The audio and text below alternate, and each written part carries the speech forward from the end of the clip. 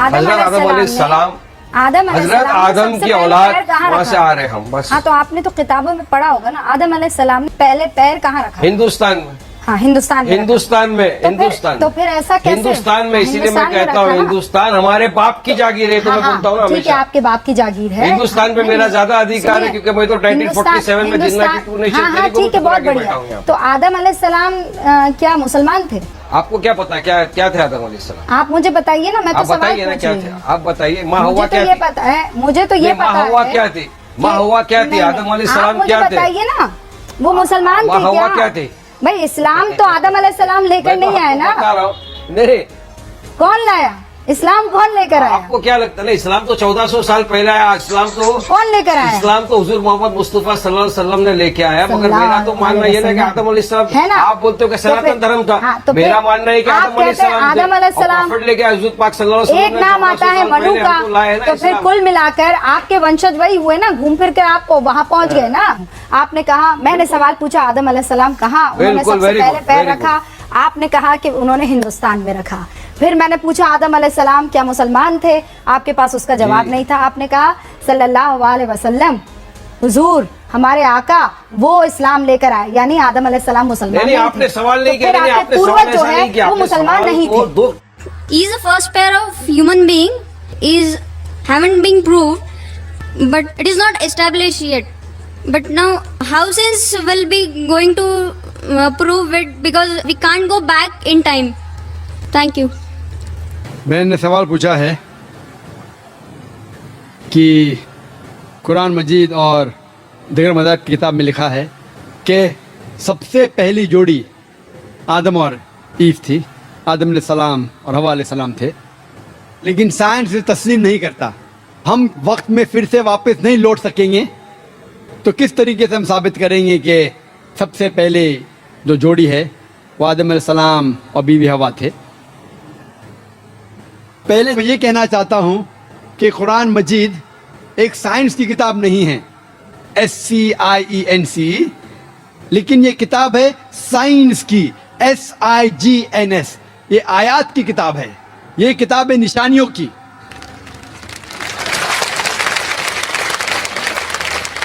और कुरान मजीद में सब साइंस के फॉर्मूला नहीं है, लेकिन कुरान मजीद में 6000 से ज़्यादा आयतें हैं, 6000 से ज़्यादा निशानियां हैं, और इस 6000 में से 1000 से ज़्यादा अल्हम्दुलिल्लाह साइंस के बारे में बात करती है। और मैं ये कहना चाहता हूँ कि साइंस इतनी एडवांस नहीं है, तो मैं क्यों कुरान मजीद में हर बात पे अमल करता हूँ जो भी कुरान मजीद में लिखा है साइंस के बारे में। अगर आप मेरी तकरीर सुनेंगे, मिसाल के तौर पे हम कह सकते कि 80% साइंस प्रूफ कर चुका है कि जो भी कुरान में लिखा है 100% सही है। 80% जो कुरान में लिखा है साइंस ये साबित कर चुका है कि 100% सही है। अभी 20% इज एम्बिगुअस, जो हमें पता नहीं। इस 20% में से 1% अभी तक साबित नहीं किया गया है कि वो गलत है। अननोन, एम्बिगुअस, पता नहीं, तो हम डालते हैं उसे डाउटफुल कैटेगरी में। Doubtful, we don't know. तो मेरी लॉजिक ये कहती है अगर 80% 100% सही है और 20% डाउटफुल है, अननोन है, एम्बिगुअस है, उसमें से 0.1% भी साबित नहीं हो चुका कि गलत है, क्योंकि साइंस इतनी एडवांस नहीं है कि उसे साबित कर सके। तो मेरी लॉजिक ये कहती है कि ये 20% भी इंशाअल्लाह सही होगा। और इस 20% में आता है कि पहली जोड़ी इंसान की थी आदम अलैहिस्सलाम और बीवी हवा। साइंस इतनी एडवांस नहीं कि ये कह सके कि इस जिंदगी के बाद और एक जिंदगी है, लाइफ आफ्टर डेथ। आखिरत के बारे में साइंस इतनी एडवांस नहीं। साइंस ये नहीं तस्लीम करती जो कुरान में लिखा है कि कुरान में जिक्र है जन्नत और दोज़ख का, कुरान में जिक्र है जिन का। साइंस अब तक इतनी एडवांस नहीं कि इसके बारे में कह सके कि ये सही है। तो बहुत सी चीज़ें जो कुरान मजीद में लिखी थी 1400 साल पहले, अक्सर चीज़ें साइंस तस्लीम नहीं करती थी, लेकिन आज साइंस एडवांस होने के बाद, साइंस तरक्की करने के बाद 80% से ज़्यादा हम ये कह सकते हैं कि साइंस आज तस्लीम करती है कि 100% सही है। इंशाअल्लाह हो सकता है कि 50 साल बाद, 100 साल बाद, 200 साल बाद साइंस ये भी तस्लीम करेंगी कि जन्नत है, दोज़ख है, जिन है, एंजल है, और ये भी तस्लीम करेंगी कि पहली जोड़ी आदम और बीवी हवा थी। मी एसबी माने सर्व्हिस करतो इथं पुण्यामध्ये. माझा मित्र आशिफ शेख यांनी सांगितलं म्हणून मी इथं आलेलो आहे. ईश्वर एक आहे, अल्लाह एक आहे, मग ही धर्माची विविधता कशासाठी, मग एवढा आटापिटा कशासाठी चाललाय? हेच धर्म व्हायला पाहिजे, तेच धर्म व्हायला पाहिजे. ईश्वराने एकच धर्म निर्माण केला असतं ना. मग हे तुम्ही काय करताय? ईश्वराचं जे काम आहे त्यांनी एकच जर इस्लाम धर्म हे केला असता तर हे विविधता आली नसती ना, आणि तुम्हाला प्रचार पण करायची वेळ आली नसती. भाई साहब ने बहुत अच्छा सवाल पूछा है कि ईश्वर एक है, पैगाम एक है, तो ये दिगर धर्म क्यों हैं? ये इतने धर्म क्यों हैं? इसीलिए कुरान मजीद में लिखा है कि अल्लाह सुब्हाना व ताला ने एक ही मजहब भेजा है। जितने भी किताबों में मजहब जो लिखा है वो एक ही है। ये हम इंसानों ने गलत बनाए हैं। ये हम इंसानों ने, जितने भी इख्तिलाफ है हम इंसान ने किए हैं। तो कुरान मजीद में लिखा है कि अल्लाह भगवान ने एक ही धर्म भेजा है, और वो एक धर्म में लिखा है एक ही खुदा। एक ही लेकिन खुदा है. मग हे मुसलमान, हिंदू, ख्रिश्चन, शीख, ईसाई हे कशासाठी? हा. एकाच इस्लाम धर्मात जर सगळ्या पहिल्यापासून आले असते, ह्या काय भानगड करायची गरजच नव्हती ना. हाँ, हा? मराठी मुझे समझते जवाब देने आता नहीं। भाई साहब ने पूछे क्या ये मुसलमान, हिंदू, क्रिश्चियन, सिख, क्या ये भांडर क्यों करना, क्यों ये करना चाहिए? तस नको ना, एकच पाहिजे. एकता पाहिजे, तो एकता के लिए तकरीर तो हो रही है। नाही एकच इसीलिए तो आज देवाने भांडर पहिलं हो रहा है, देवाने गड़बड़ हो पहिलं रही इस्लाम है, धर्माला जन्माला इसीलिए तो घातलं. तकरीर कर रहा हूँ। अगर भांडर नहीं होगा तकरीर क्यों करूंगा मैं? नाही भांडण असं म्हणत नाही. देवाने इस्लाम धर्मात सगळ्यांना जन्माला घातलं असतं, हे आटापिटा झाला नसतं ना. हाँ, तो इसीलिए आप देखेंगे जो आप कह रहे हैं, हर किताब में लिखा हुआ है कि आप भगवान के पैगाम पे अमल करो।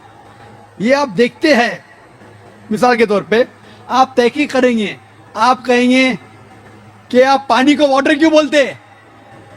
ये पानी, वाटर, जल क्या है? सिर्फ पानी कहो। हे सगळ्यांनी मानायला पाहिजे ना. पानी कह सकते, जल कह सकते, पानी कहते हिंदी में, जल कहते संस्कृत में, वाटर कहते इंग्लिश में, मोया कहते अरबिक में। लेकिन मैं कहना चाहता हूं कि अगर आप तहकीक करेंगे, सब मजहब, सब धर्म का पैगाम एक ही है। वो मिलावट को हटा दो, जो यकसा है उसके ऊपर अमल करो। इसीलिए मैं कहता हूं, अगर आपको जितने, समजलं नाही डॉक्टर साहेब, आपको माझा जितने, प्रश्न समजलं नाही. सगळे जर इस्लाम धर्मात आले असते ना, हे तुम्ही आटापिटा करायची गरज नव्हती. म्हणजे देवाने पहिलं ते जन्म तिथं घालायला पाहिजे होतं. पण हे विविधता का तयार झाली, असं का व्हावं? तुमचं काय मत आहे याच्याबद्दल? क्या बोले, जरा मराठी इतनी मेरी अच्छी नहीं, समझ गया हूं मैं। आप ये कहना चाहते हैं कि आप क्यों कहते हैं कि इस्लाम ही सही है? नहीं, आप इस्लाम बोल रहे हैं तो भगवान ने वो इस्लामी एक ही करना मांगता था ना. वो हिंदू, मुस्लिम, सिख इसे ऐसा क्यों हुआ? भाई साहब, मैं आपके सवाल को अच्छे से समझ चुका हूं। आप शायद हिंदी नहीं समझते। हाँ, नहीं मैं जवाब देने जा रहा हूं, बीच में बोल रहे। अब मैं जवाब देने जा रहा हूं, बीच में बोल रहे।